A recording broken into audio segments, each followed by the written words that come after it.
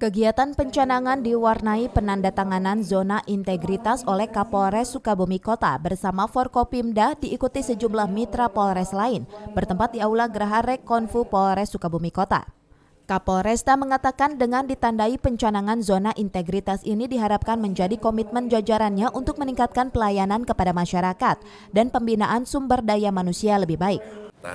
Pelayanan terhadap masyarakat dan juga peningkatan hubungan inter dan inter ke dalam dan antar luar, di mana semuanya itu untuk menuju promoter profesional, modern dan terpercaya.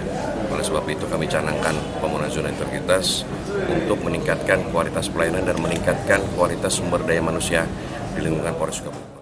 Sementara itu, Wali Kota Sukabumi Ahmad Fahmi menjelaskan pihaknya sangat mendukung upaya Polres dalam pembangunan zona integritas tersebut.